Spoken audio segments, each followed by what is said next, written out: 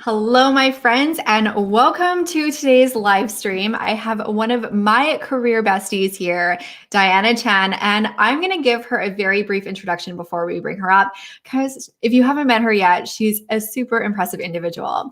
So a little bit about Diana, I'm going to read because there's no way I'm going to reflect her awesomeness adequately if I'm not reading from her bio.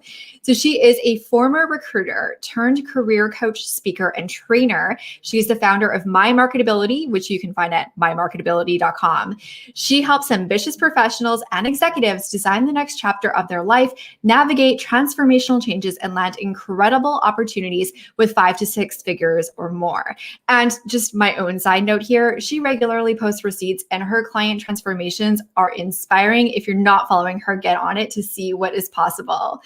She is an expert at distinguishing people's unique brand value, mastering their messages, and networking with confidence to gain a competitive edge, which is kind of a really important thing that we're going to be talking about today.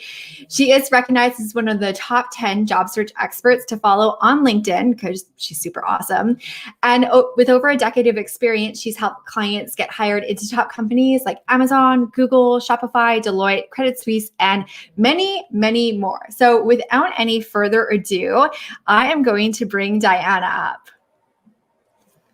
Hello. I need like an applause track right now. Like that's the serious vibe that like I feel like it would adequately reflect my excitedness of having you here today. Oh my goodness. Thank you so much for having me here, Jennifer. I'm so delighted and honored. And the fact that I just get to hang out with you, the vibe and energy, it's going to be amazing. I want to see some hellos, like who's here with us today. Type in hello where you're from and let us know if you're thinking of making a career pivot. Yeah, so we already have Lindsay was first here. She was the first to say hello. We have a ghost. I'm not sure who the ghost is, but hello. I don't know about the toothbrush. You might be okay. We have Usama. We have Thomas. Hey, Thomas. So nice to see you. We have Christina. We have Cole. If you are here, I see a bunch of you are watching. We can't see who you are if you don't say hello. So feel free to drop those hellos in. And you guys are doing a great job of getting that chat lit up straight away. So keep that ball rolling. It makes it a lot more fun for everyone. Yeah. Awesome. Well, you guys know that I don't like to, delay things. We know Diana's here. We know she's awesome. We have an hour. So let's just get straight into the questions. So the first thing that I wanted to pick your brain about today is obviously we're going to be talking about making a career change, whether it is making an actual career pivot or escaping a toxic workplace. There's obviously a lot going on in the world, and there's been some reports about some emerging trends in terms of job search. And I wanted to get your take on what's happening right now. Is it a good time to make a change?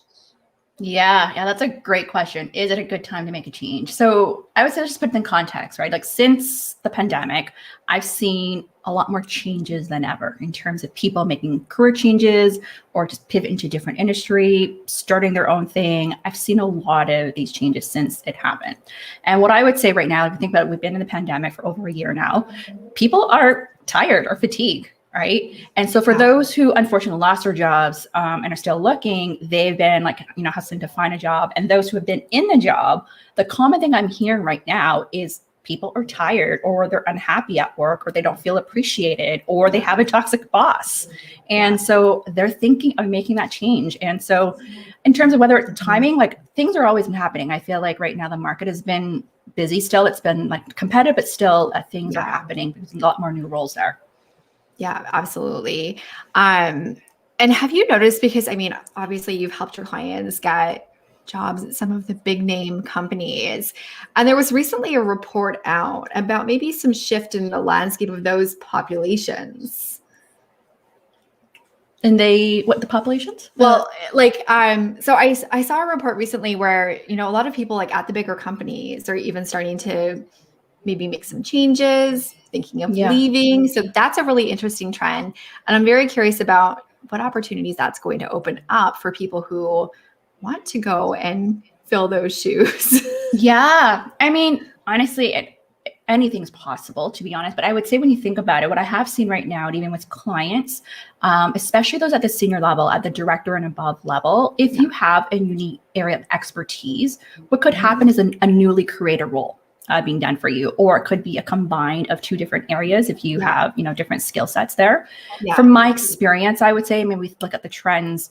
There is more opportunities in tech, I would say, or technical type of roles. So there are a lot of let's say digital transformation, business transformation, change management, for example, product. Those roles I've been seeing a lot there.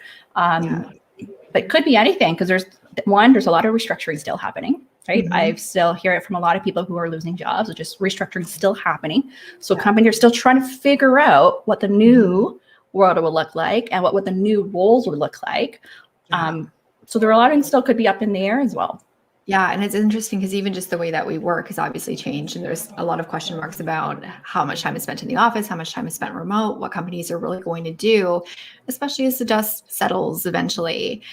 Now, for those of you, I think a lot of people are here because they are interested in making a change, or they're just hanging for the laughs, which is totally fine as well. For those of you, I typically, when I do these streams, I put up a lot of comments because I know some of you might be in a stealth search. I'm going to do that less today, but do know that we are seeing them.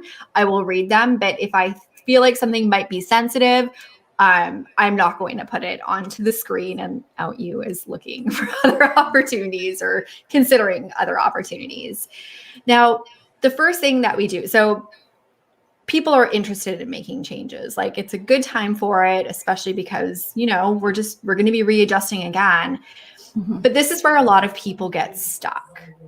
In your experience, why is that change so hard to make?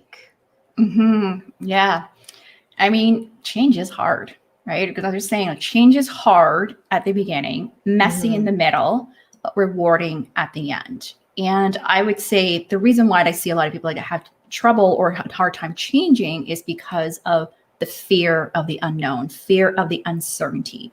What if I don't succeed? What if I don't like this? There's so many of those uncertainty there. And right now with the pandemic, a lot of times people say, like, I want something more stable, something more safe, right? So there's a bit of that decision, like, should I do that or not? So that's what makes it hard. I think a lot of times, especially right now, I want to encourage people to think about the type of change. We can talk about the difficulty later, but I think what happens is that, when there's just fear, it impacts our decision making or ability to get into analysis paralysis. Yeah. Right. Or we're not sure what to do. And what I find that it's so important, I want to talk about this process of dealing with change, that we need to really take a step back. Like, we need to slow down and really take a step back at what is it that we really want? Like, what's the vision that we want for our life and career? And we got to make space for that, because a lot of times if you're go, you got lots on the go with even kids and everything, you don't have the mental capacity to think and evaluate. So the first step is slow down, and then you evaluate what you want, talk to people, then decide what you want to do. So what I find is that sometimes, people get an analysis paralysis and they are afraid to make a decision. You have to eventually make a decision of what direction you want to go, and then commit to whatever that is, so that you can then have that momentum and focus. So then you can then show up what I call the B, to be the best version of yourself, and then act and take action. That is so, so key there if you want to make progress. Yeah, absolutely. And analysis paralysis is something that I am personally extraordinarily guilty of. I overthink every single big decision because it's your career. Like, it's going to impact your day-to-day life. So while it's fine maybe at certain stages of your life to be like, oh, I'll try this, I'll try that, if you're actually making a big pivot or moving into a new role, that's a big thing. And there's a couple of comments that I just wanted to read out on that point. So I'll put up Mindy because I think she doesn't mind. Change is scary, the unknown. So true. Like, you don't know what is going to be on the other side of that. But I think Diana brought up a really good point in terms of being deliberate, but also not overthinking it. Because I think the analysis paralysis trap is super easy to get stuck in. It is. It's so easy to get stuck in. And I've seen it. I've seen people, and this is maybe I want to challenge people, have a timeline for yourself. If you are taking over 3 months or 4 months to evaluate your options and you still haven't figured it out yet, you need to either get help or someone to guide you to make that decision. Right. Absolutely. Yes. And having those boundaries of, I will give myself this much time, especially if, career change, like I think is always something that is better supported. And I say that with a heavy amount of bias, obviously, since my industry, not that I do it personally, but my awesome friends like Diana do help with that. But there is going to be certain instances, like some people won't need it and they will be able to go. And it depends on where you're at, what you're changing to. But when you're really stuck in spinning your wheels, that means that you might need an escape. And I know a lot of people will lean on friends and family, but friends and family aren't always the best resources because they're too biased, because they're too close to you. And they're going to be trying to keep you safe. They're going to be trying to keep you happy and all of those things. Yes, yes. And you know what? One thing I want to comment, I hear it from my clients a lot is, when they talk to friends or family, oftentimes they'll give them the answer or the solution or what they think is best for them, Yeah. versus really asking probing questions or challenging questions to help them think about what's actually best for them to make the decision. And that's the benefit of something like a coaching or a program, is to help with that. I get that all the time. I had a client last week who reached out to me, a former client, and got an offer, has a little one, like a toddler, and thinks, should I take this offer, higher salary? But I still like what the work I do, but being underpaid. Yeah. And obviously all her friends and family, like, you should be taking this role because you're making a lot more money. However, her excitement level of the job is like less than a 5. And so as a coach, I'm like, well, are you really taking it because you're making more money? Yes, like whatever, like 20K could make a big difference. Yeah. But if you're not excited about the job, how long will it last? Yeah. Right. And if you're not excited, eventually it is going to be something that, if it doesn't make you happy, it makes you unhappy. You're absolutely right. Another big one right now with, things going back to normal, a lot of people who are considering right now is the commute, or like the location of the job, right? Like I have clients considering like, well, should I take something that's like 10 minutes away from home, or something that I am more interested in, another industry, but it could be an hour commute when things open back up. Right. Big decision, right? Like, do I go something more interesting, or do I go something that's more convenient, that's closer to home, where I could be there for my kids as well? And those are decisions to make. And the other thing I would also want to challenge people to think about as we're talking about this is, maybe we can bring up the graph later, Jennifer, about the change, like the difficulty of change. And I want to hear if there's anyone here, like if you're considering the changes, what type of change are you looking to make, and how difficult is the change? The other one. Okay. The other one. How difficult. Spoiler alert. I want to just talk about this because this is going to help you then set the expectations of the timing of your change. So I'm going to quickly go through this for you to identify what type of change you're looking to make, right? So I have it into a 2x2, grid 1, 2, 3, and 4 here. So it's change of industry and career. So number 1 is staying the same, right? Same career, same industry, which is the easiest change to make, right? You're doing something similar in the same industry. If you look at the, diagonal, like number 4, career change and change of industry, that's the biggest change, hardest change to make, which means that it could take the longest time. So for example, let's just say you've been doing something for the last 10 years and all of a sudden you want to start your own business. That's a huge change, and that could take some time for you to get there. One of the most common one I'm seeing this past year is saying the same career or the profession, change industry. So for those who want to learn something new, like a new area, new industry, that's an easier change to make just because you're still in your same profession, but you're just learning about a new area. So which it makes it easier for you to sell yourself, sell your expertise and knowledge. Yeah. And then the other one is number 3, changing career in same industry. So this is doing something different, but in your own industry. That may be easier to do. Let's just say if you're internal, like let's say if you're looking to go from like marketing to operations or marketing to product, that could be an easier to change if you already establish your credibility, brand, and reputation, and that the employer believes that you have the potential to learn something relatively quickly there. Okay, so I just want to point that out, like for assess what type of change you're looking to make, because that's going to set the expectation from a timing perspective. Like, to be honest with you, if you're looking to make a significant change, like number 4, it could take you just a couple months to decide. but it could take you Right. a year to actually get into that new thing. Right. Right. Because there'll be positioning and experience and skills, and then the actual marketing of yourself. And yeah. And for some, they may need to get some new education. Like I have a client in finance and wants to become a product manager. He took last year to figure it out by getting certified as a Scrum Master, getting a certificate in business analysis and networking. And now he's in job search mode. Right. This is the thing that like, I think we don't always think of. Like, as much as I think a lot of people do default to, I want to make a change, let's go back to school, which sometimes is the right answer, sometimes is not the right answer. But even if it's just doing some online courses or getting a new certification without getting a whole new degree, those things all take time, and there's coordination in terms of scheduling and stuff like that. So there's a ton that can really go into it. It's not always a snap your fingers, wave your magic wand overnight transition. The other thing is that if you're looking to doing something different, you need to have a clear reasoning of why you want this. If you're trying to convince an employer, what are your top 3 reasons of why you want this? You want to showcase that you've done some reflection work, that you've actually done your research, and that you can see how you can be successful in it. So you have to have some really good reasons. If you're trying to convince an employer, or if you don't have an experience in a certain area, you have to go through that self-discovery process as well. So oftentimes, there's a difference between when you're just in the stage of exploring and discovering, doing informational interviews.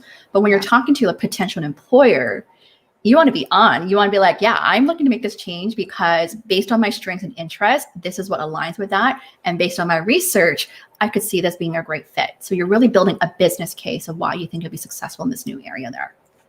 Awesome.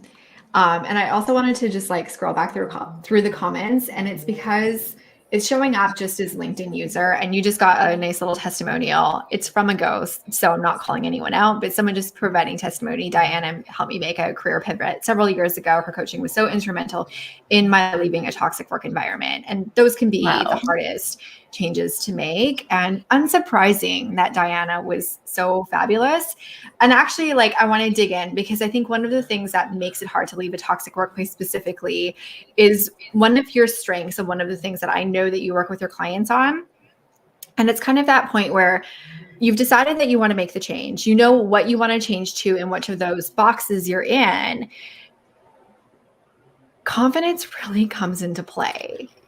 Yeah. And there's so much. And and then just being able to market yourself and knowing what your strengths are and all of that stuff, and coming out of a toxic work environment specifically, this can be really hard. So for people that you've worked with in a toxic work environment, I assume that you don't just tell them to like, okay, let's like write your resume, get your LinkedIn going and go with it. Like, is there a step? What do you recommend between the decision and what path and actually activating a search? Yeah. That's such a great question there. Oh, I saw who the ghost was. It's Steven. Hey, Steven. I love it.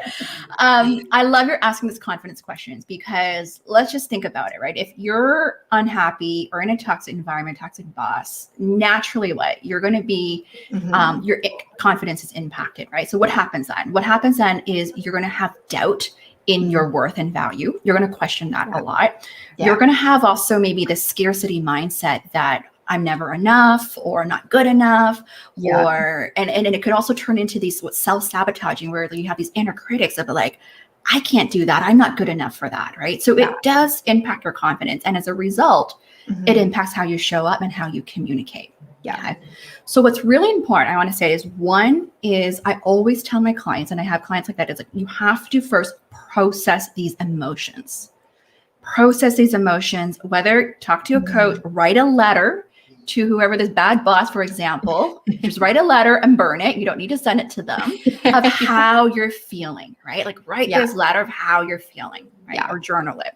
And you got to let it out. You got to have that process of process emotions and healing first, okay? Because otherwise the thing is, if you don't do that, you're not in the right mental state to show up and network and sell yourself.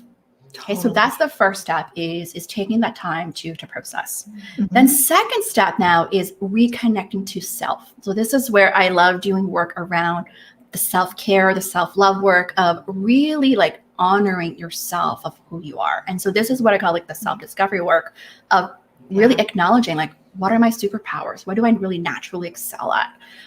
What am I known for? Send a survey to people of asking them like, how would you describe me if you're not sure? Like my clients love doing this perception survey exercise of identifying like their awesomeness, their greatness as well. Do that. Take the time to write out your proud accomplishments. What are you proud of? A lot of times people will say, well, I'm just doing my job, or that was just part of my job. But really take the time to honor like, hey, what did I do differently? What did I actually create or develop? What did I do better than anyone else? Or what was the feedback from like my performance reviews? Do all that inventory, because you're going to be like, wow, like this is me. This is what makes me awesome, right? Yes. And then from there, this is what I do as a coach with my clients. I'm like, okay, based on what I'm hearing of your strengths, your interests, your values, your accomplishments, then we want to identify your differentiation factors. Yes. Right? I think you call it the UAQ, right? Your unique awesomeness quotient. I call it your unique selling points or differentiation factors. It's like, what's that X factor that makes you amazing? And then we want to continue to hone in on that and own that. And honestly, this is like that transformation moment, right? Because that's when you're like, okay, you're feeling you're in a dump, and then you're going into this, okay, this is what makes me awesome. And then we identify this is like what's going to make me sell. Then you want to start telling it to the world, right? You want to start voicing it of this is who I am. This is what makes me awesome. So true. And you're going to feel good. The key point here is you need to start feeling good about yourself and feeling amazing on what you have to offer to this world, so that then you can really promote yourself effectively there. Yeah, absolutely. That is key.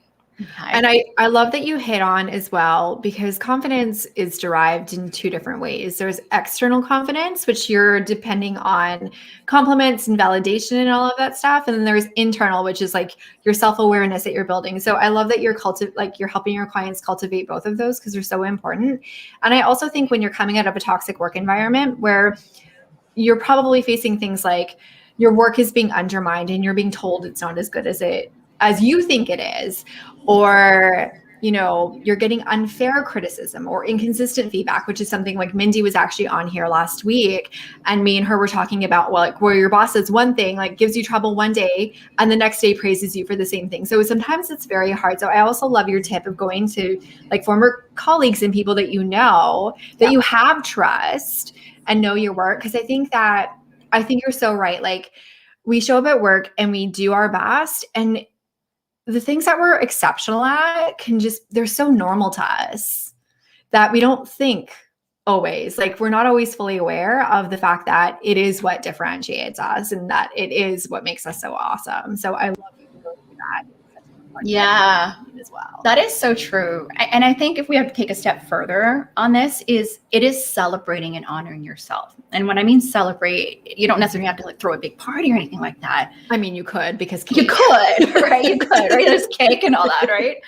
But it's celebrating. It could be like calling up a friend, like, I just did this, or, that I'm so proud of like just even saying that, like the I am statement, like I am so proud that I did this, or I am proud for da da da da. It has power in it. Yeah. Right? I love sending affirmations to my clients, because I know they seem like, like inspiration or whatever, but it gets you in the right state, especially when you're going for an interview. Mm-hmm. And if you're in the mindset saying that I am not enough, or I don't have this, the way you show up will show. Yeah. But if you start saying that I am marketable, or I have what it takes to be the ideal candidate for this role, you're going to start speaking in a different way. Mm-hmm. Now, I saw an interesting comment come on. I'm not sure if you're okay with putting me on, and you'll know who you are as soon as I read it. But there was a comment saying age is also considered when changing jobs. And Diana, I would actually really love to get your opinion on this one. Question on what ageism? What was this? It was a statement of age being like, do you think age is a consideration in career change? Okay, it's when changing jobs. So I think it depends on the person. Are we talking person from an employer? Or age I think with age, we consider if you're at a different stage in your life that you're thinking of changing, let's just say for lifestyle change reasons. Yeah, absolutely. Right. Like one of the things I've seen a lot actually as a coach is when people have big changes in their life. Let's just say having a child, right? Having a child. A lot of times kind of like, I want something closer to home. I want more work-life balance. Or you're some people saying like, I want to be able to take care of my family now. Absolutely. Different stages of your life that would be considered in terms of changing jobs, for sure. Yeah. Yeah. And I think like, especially because this person, I know that they're not 20 years old. I do think that there's never like, it's too late to change careers when you retire. I don't think it's ever too late. I think that ageism, while illegal, is something that is real. And I know that in tech, it's like if you're over the age of 40 and you're an engineer, like it is a struggle for a lot of people. But I also think that it's true as much as you buy into it to a certain degree, because while you can find stories and statistics, you'll also find people who successfully changed jobs when they were like 70. And in my opinion, it's also a matter of what you're changing to. Because I've known people that, later in their career, they had descended the corporate ladder, they were in this big important job, and they just didn't want to have the responsibility anymore. And instead of just going straight to retirement, they wanted to start scaling back or just doing the thing that they really love doing. So instead of being, like this high power, like sales VP, they really wanted to work in like account management. Yeah, absolutely. I think the important thing here is you have to believe you have what it takes, and you need to first have something that is meaningful for you to take that plunge, right? Like I recently had a client, almost 30 years of experience, president, CEO of a company, very successful career. And she came to me for coaching, originally trying to figure out what's next, maybe apply for a job. After a couple of sessions, she's like, Diana, I'm becoming a coach. I love that. I'm becoming a coach. And, we looked at, okay, she loves mentoring people. She loves leadership. People always come to her for advice. So she's decided to become a coach. So what does she do? She signed up for coaching training to get certified. That's awesome. Setting up her website. And then so when we pivoted to guide her through that instead of job search. But it was because of the self-discovery work she did that she knew herself well enough. Yeah. And she was at the stage in her career that she wanted to do something more meaningful, like in terms of helping others and make a difference. So that is possible. I had another client a long time ago. He turned 60. He was at the same company 30 years. And he came to me and said, Diana, I want to work for another 10, 15 years. And like my kids are all graduated now. My wife and I want to move abroad. We want to move abroad now. Yeah. And he needed help doing that. And so what he ended up doing was he pivoted into consulting because he had a unique area of expertise in like analytics in the airline industry. And he moved to the UK with his wife. That is awesome. That's like my goals. Moving abroad, right? Yeah. And so the key here, obviously there's fear. Like, I mean, it's like the age thing, like I'm 60 now, like who's going to want to hire me and all that, but what we had to work through first is getting clear. Okay, well, what is it that you really want? And then want to get clear on what is your brand in terms of unique value proposition. And then we work on, okay, well, how do we optimize your LinkedIn or your resume? And then figure out a strategy on, okay, who do we need to contact, the right kind of people that will see and value your skills and expertise. Yeah. Right. You don't just randomly apply for jobs there. You want to contact the right people. And so I taught this person how to use LinkedIn to find recruiters overseas. And that's how he got it. And that also probably helps because when you think of like the bias behind ageism is that like you won't be able to learn fast and you don't understand technology. Like people are like, oh, like boomers can't work computers. But like when you're showing up digitally and you know how to work tools like LinkedIn and network online and things like that, you're breaking down that bias. Yes, absolutely. Right. It shows that you're staying relevant and up to date as well. Right. Yeah. And Mindy also brought that up. She said I popped the comment on screen a couple of minutes ago, but she said it's also common in advertising. You just time out and you have to fight to stay current. And I think that that's going to be increasingly true in so many industries. If you think of like advertising, marketing, technology, like there's so many rapid changes coming at us. I agree.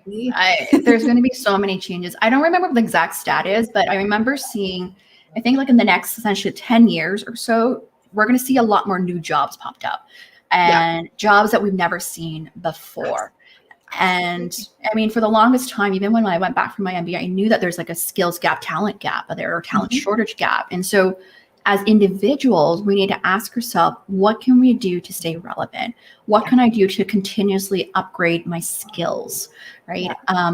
If there is like these new technology coming up with like apps and tools, what do I need to learn that will help me be successful in my job, right? We can't just say, oh, I'm not tech savvy, so therefore I'm not touching this. But we need to start saying like, hey, look, what can I start learning, or who can I learn from to help me become more tech savvy as well there.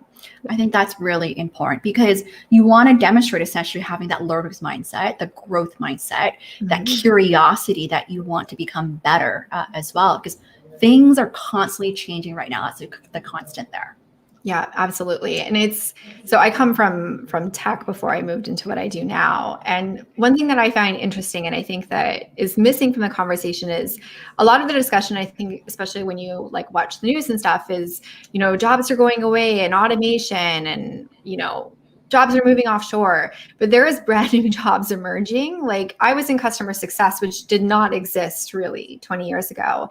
And now it's one of the largest organizations in most tech companies, especially in B2B organizations. So you will find that these roles that did not formerly exist, like another role in tech that's just exploding in popularity is like user experience, user design. Yeah. So you have all these boot camps and like companies cannot like hire like UX designers fast enough. So there's so much that is going to be coming.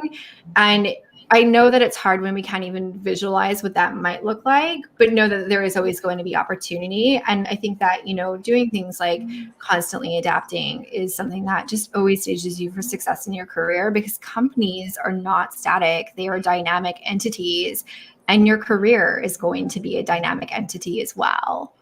That's a good point. Adaptability is like one of the top skills or mindset that employers look for these days. So that is so true. Like speaking of new careers, like something new popped up that I've learned, like is, with the future of work, right? That's emerging right now. I have a client in marketing telling me that, their bank was like recruiting marketers to move into HR to work in this future of work team of figuring out how are we going to attract talent and retain talent. And they need marketers to help with that. Yes. Oh, I mean, I think employee experience is going to be overhauled. I don't think it's going to happen fast enough for my liking, but I totally think it's going to happen. But even think of things like one of the things that I spent a little bit of time on this afternoon was my friend Travis had a live stream. He's a producer. Companies are going to start each company at a certain size becomes its own media company as well, where there's live streams, there's videos. So even like there's things that have been like small and niche that are also going to be expanding, because the thing that you can never replace and will never go away is human to human interaction. I agree. I agree with that. Right. When you think about this, like right now, like live stream is been like this, it's hot this year, right? So learning even how to produce a show or being a producer, virtual producer, all that is needed. And I think companies that are getting more into that will need that sort of help as well. Yeah. And I mean, like even here's another great example. I've seen so many job advertisements for companies that are hiring social media marketers that specialize in TikTok. Like a year ago, that did not exist. But now it's a thing, right? Like these things. So it's, it's super interesting to me. I could probably spend all day. Someone, again, and I'm not going to put it up just because like, I don't know if it's a sensitive comment for you, but someone just commented about, age discrimination. And there was like, we're becoming more aware of biases in general, but then they just kind of become more entrenched. And I think that we would need a separate live stream. Yeah. I want to address a bit. I know, yes, people talk about this, the agency, but I want to do clear, like from my experience as a recruiter, I have never been in a situation where I would like hear from an employer say like, oh, this person is too old or too, to be working. I never heard that. But I do think that what's important for me as an individual, we do want to ask ourselves, what can I do to showcase that I am still relevant, that I'm still curious? I think that's what's important thing that employers trying to look is that, are you adaptable? Are you coachable? Are you versatile? Can you thrive in this kind of, let's say, new environment or fast-paced environment? Those are the questions people are asking versus like age. Okay. So that's something that we want to be mindful of. So let's just say an example, like right now, there's a lot of startups, right? Tech startups, for example. If you're going to pivot from, let's say, a big company, if you're used to working in a big company with a lot of structure and processes, and you're moving into a fast growing, super fast growing tech startup, one of the questions they're going to have or think about is, are you able to work in this very fast paced environment? Like, can you actually roll up your sleeves and be adaptable? That's their concern. It's not about your age. It's more like, are you going to be able to thrive in this environment? And are you coachable as well?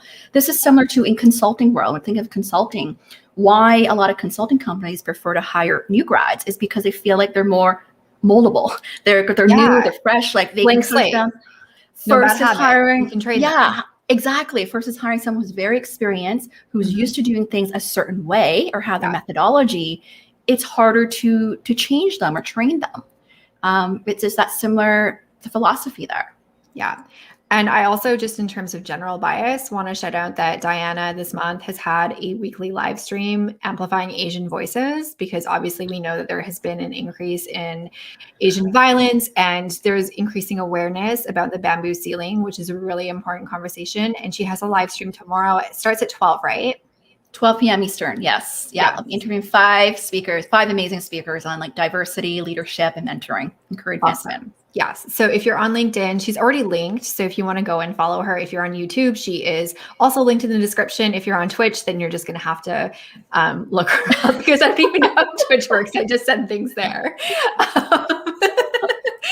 But definitely tune in. And also all of the streams that have already happened this month are obviously available on her. Probably YouTube is going to be the easiest way. And you can follow and subscribe while you're there. Thank you. So anyways, I needed to make sure that I worked that in there. But yeah, I think like someone commented, like, let's have that live stream. Like, I definitely I want to have more conversations surrounding biases and how we break them down and, how we navigate them, because simply stating the problem, like, unfortunately, like in my opinion, is that it makes some people more aware and they want to help. And then there are some people who become more aware and they think they're helping when they're hurting. And then there's people that just dig their heels in. And I'm hearing all sorts of stories, I mean, some very toxic stories, and obviously very relevant to toxic workplaces. But we'll have to maybe I'm going to haul you maybe back here with a panel so that we can discuss. But I do want to get back to, so we talked about that gap and, reclaiming your confidence and building your self-awareness and, your differentiation and finding a way to differentiate yourself in that search. So at that point, you're ready to pivot. Like, you're ready to make that change. When someone is at that point where they're like, okay, I know what change I want to make. I feel good about this change. I know how I'm going to position myself. What, in your experience, makes someone from that point in the journey successful in actually completing that pivot in their career? That's a good question, to make that successful pivot. I do think so. One of the challenge I always hear from people is they may be aware of their strengths and their skills, but one of the common challenges I hear is they're not sure how to reposition themselves or how to really identify their unique value. So I do want to emphasize that it's so important to really be able to identify what's your edge, what really differentiates you. A lot of people have trouble with that. If you're not sure, talk to a friend or talk to recruiters or whoever to help you with that. Probably not recruiters. Recruiters are really big. Talk to people who are in hiring positions or people that you know to help you identify the edge there. Once you have that, what's next was really important, to be honest with you, is you got to be effective in your communication, in your marketing, promotions, and how you communicate your value effectively. That is key, because when you think about it, once you know, you want to increase the visibility that more people know about it, right? So this is where you want to really start to, I call it actively launch, right? Once you complete all this marketing content materials, you're in launch mode. And what that looks like is you're going to start talking to people either in your network, first your warm network, people that you know, right? Because that's easier to get a hold of. Then you expand naturally to the cold network, or people of your second level connection, people who know someone else, to talk to more people. Because then what's going to happen is then they are going to start promoting your brand as well. Right? So you need to be effective in marketing yourself and have effective communication. Because once you get into the interview stage or meeting with a potential employer, that your goal is to close. And so what is so important then is you need to understand why this company, why this role, why you. And the common mistake that people make is they focus more on just talking about, I have these skills, these experiences, skill set, but they don't talk about the benefits of hiring you. So this is what I call the next level deeper. It's like you're peeling the onion of looking at yourself as a product of, okay, well, I got these skills, I got these features and all that. What makes me unique? How can I really help the employer? And if you're able to articulate those benefits of hiring you, that's what's going to sell to make that successful pivot there. Awesome.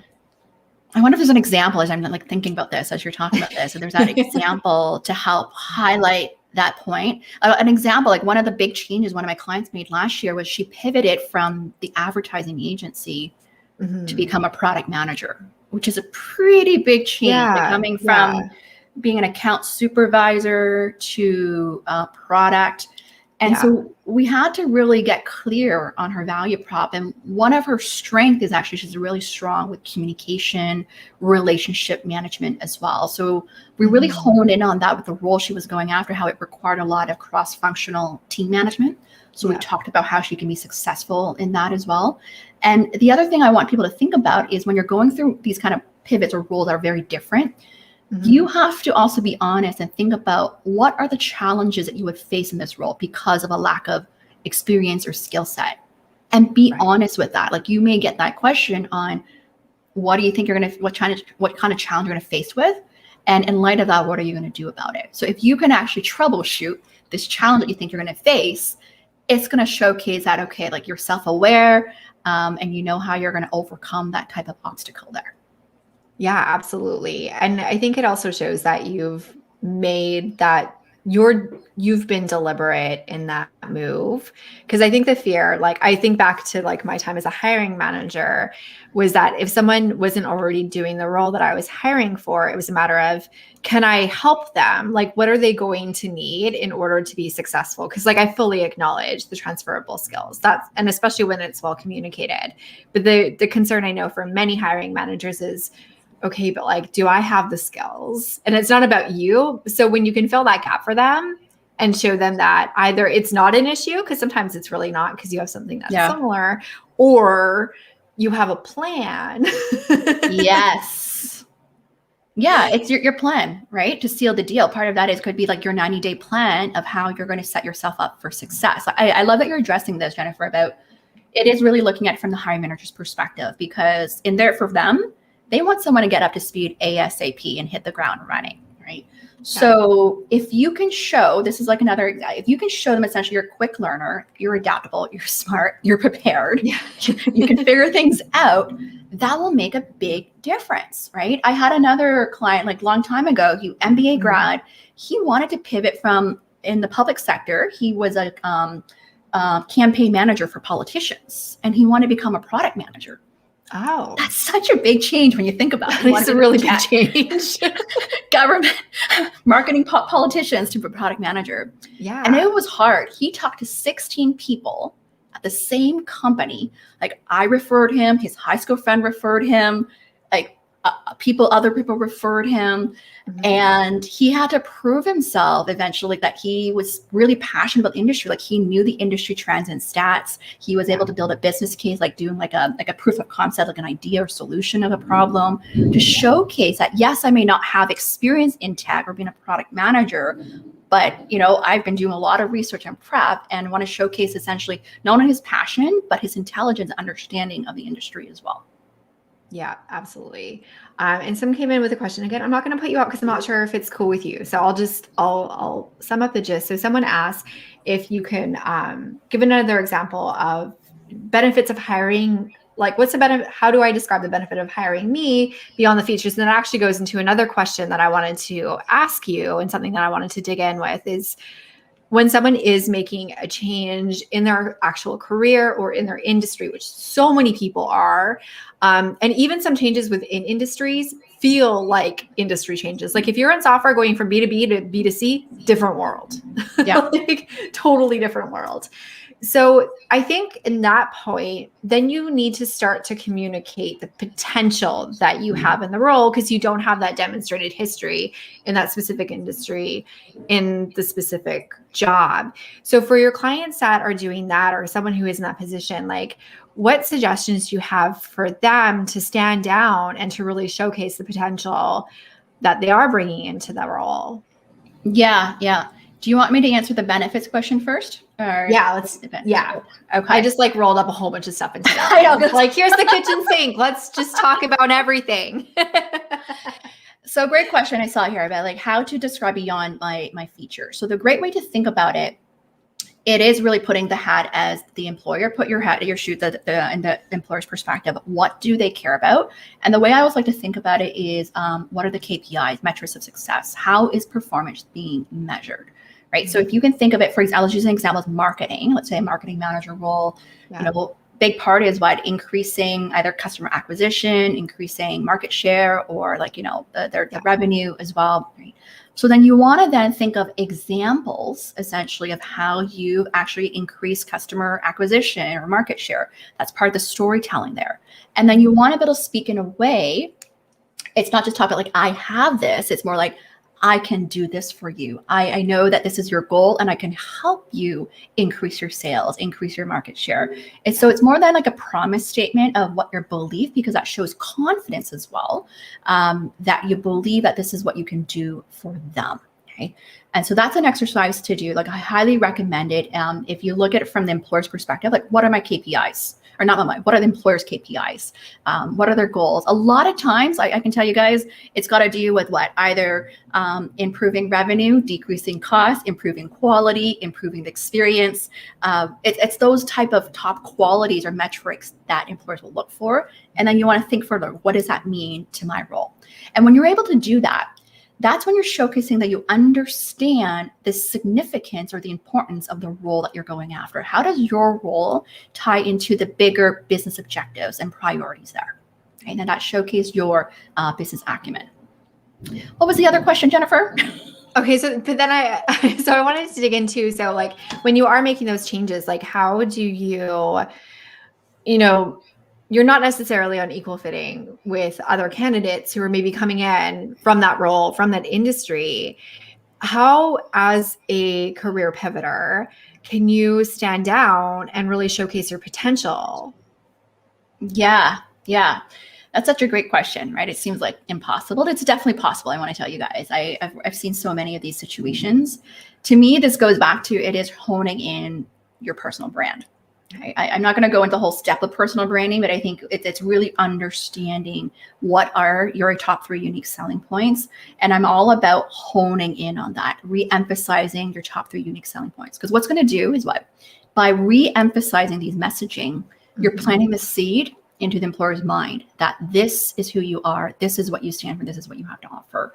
And then to build that business case, you're going to tell different stories to back up these quality of yours there. Okay. Yeah. So it's actually strategic. When I work with clients, it's actually strategically thinking about how to plant those seeds as well. When you understand, it's almost like chestnut. Like when you understand what I call your perceived objection points or rejection points, right? This is having an honest conversation with yourself. Like, what are you lacking? And what's that concern from the employer? And you essentially need to counter how that would be a non-concern. Yeah. So what would be an example? Like, there's a question just came in, and it's like, it basically teed up to give you an example. So what about standing out when you have less experience than other candidates? And this is something that will definitely rise for any career changer.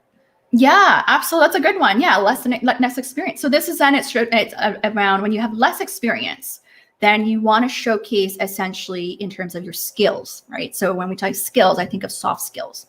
That is important in the workplace. Communication, your ability to influence, relationship building, problem solving. So another big metric that employers evaluate is around problem solving, critical thinking skills. So you don't have experience, but if you can demonstrate how you think through a problem, how you troubleshoot a problem, and show the logic behind it, that will make you a competitive candidate, right? And so this is why a lot of times when I do interview coaching with clients, I get people to really map out their steps of how they solve a problem. Because if it's not clear to someone, they're going to think that you can't really solve a problem logically there, right? So it's showcasing that there. The other is, I'm thinking, but less experience. I just think it's new grads, for example, right? Like, a lot of new grads, you don't have experience. Yeah. That's okay. If you're going, let's say, for a more entry level role, then where you're going to shine and stand out is through your personality, your attitude, your energy and presence, your passion. That's what's going to make you stand out there. Right? That's a great point, because I think that people, like a ton of new grads that I've hired in the past, or like when I hired interns and stuff, they were worried. They're like, I don't have the experience. And I'm like, at that stage in your career, that is not what you're being hired for. Like, you're not being hired into like a marketing specialist role because you have 3 years of email marketing experience. You're being hired in because they see the potential in you. And it means that you've done a good job of doing that. And it's funny that ages come up on both sides of the equation, both of being, early in your career and lacking the experience, or on the other side where ageism comes into play and you have too much experience. But there's always the flip side. So remember, like, there's always going to be that reason why. And I think that's true when you're 20 as it is when you're 60. Like, it's always going to come up, because when you're in your 30s, they're worried you're going to have kids. When you're 40, they're worried that you're tired from your kids. Like, it's true. It's true. But so this is why, when you think about this, when you either lack experience or too much experience, the way you're to shine and stand out, or when you say, how do we really know someone has potential, is a few things. One is that curiosity, right? Showcasing your curiosity and learning, which is really that growth mindset, right? Yeah. Second, I would say, is really that drive, the hunger, the ambition, right? That's the motivation. That's something you can't train or coach someone like necessarily. Like, do you have it or not? And that's through, how you talk about, your experiences as well, right? And then I think third is, it is talking about how it's not time management, but it's like how you juggle, different things in life, or how you deal with challenges. This is why a lot of companies like Amazon, for example, they love asking failure questions. Like, how do you actually rise back up when you face difficulty? Yeah. That's showing grit, resiliency, perseverance. It's showing character there. So that's part of showcasing potential, is that. Yeah. Oh, and I could just go off on a tangent with the whole failure thing. But again, that's probably another live stream. We are coming up to the hour. There was actually a question that I got before the live stream, and I think it's another big one that comes into toxic job escape. I think it comes into play with career changes. And so someone wanted me to ask you about how to deal with fear through the process, because there's a lot of fear at a lot of different points of deciding to make a career change. Yeah. Oh my God, that's the big one. I feel like we can talk a long time. The how to deal with the fear. Yeah. First of all, is we need to recognize that fear, and we need to acknowledge what that fear is, and also understand, where is that fear really coming from? So a lot of times it could be, our past trauma, childhood, of why we may have that fear. Okay. So by recognizing that, it helps you to understand how you're going to make better decisions and choices as well. Okay. So sit with that, either journal it or talk to someone to understand that fear. And I think what's really important, just my own experience as well, is to overcome that fear, is you need to be in a place of what I call like peace, in terms of feeling grounded, certain, and centered. And in order to do that, you can't be in a state where you're feeling a lot of chaos, a lot of uncertainty there. And so I'll give you an example. Like 2 years ago, I went away. I escaped to a women's retreat in Mexico. And I had so much guilt of leaving, because my kids were so young at that time. They were still 1 and 3. And I was juggling a lot, like in my business. I was doing like a full-time role as well as a career advisor at a university. And I was also impacting my health. And by going away, for 5 days at a women's retreat, I had silence. I had solitude. I had quiet time, where I was able to really tap into my intuition, like my inner, the inner wisdom, that you can really, that higher power, that you can feel this certainty in you. And gave me so much. I don't even tell you, but it's like that power and why I'm doing what I'm doing, or why I want what I want. We need that kind of conviction, right? And I always talk about make your why greater than your fears. If you want to overcome your fears, you need to know your why. And I came back with so much certainty and courage, even though I don't have all the answers. But I knew if I walked away from this other full-time role, that I would be more fulfilled and happy in going this path there, that I was willing to let go. But we need to have that peace first, and that courage in order to say no. Okay, especially for those if you're looking to either quit a job or going away from a toxic role. You need to dig deep, essentially. You have to really dig deep. Now, the other thing I want to mention is that don't make a decision just based on being out of desperateness. So I hear this right now a lot, even from clients. I'm not happy in my role. I have a terrible boss, and I need to find a job by end of this month, Diana. And I'm an executive. I'm like, well, it's probably going to take you 6 months to do. But I'm like, what do I need to do to fast track this process? The goal here is, and you're going to have to drum up 3 interviews in the next few weeks. And so what's important, what I'm trying to say here is that when you're in that desperate mode, we can make bad decisions. And we need to really find that quiet time to help have that clarity of, making that decision there. Okay, so that's really important. Maybe to wrap up, Jennifer, if we could show that slide, the other slide that I have, to walk people through that process, because that's going to help with the fear piece. So I want to walk you guys through the high level 3 stages of evaluating your career strategically. This is what I call the want, need, can analysis. I won't go through all the detail, but I'll explain what it means. And you can also find a video on my YouTube on deciding your next career move. But essentially the first stage is looking at the want analysis, which is really understanding what you want. What are your dreams? What are your desires? What are your goals? What's your vision? What would the ideal life look like? Map that out, okay? This is a place where you get to create, where you get excited. It's going to really set that direction of where you're heading there. Okay. Then you look at the needs analysis, which is really looking at the external analysis, which is really about the external factors of like, what are the trends right now in the industry, of what's happening right now in the job market? What are employers looking for? What roles are in demand? So do that external analysis piece there. And that's going to help you understand like, what are the hiring requirements? What are the minimum qualifications that you need for the role that you're going after?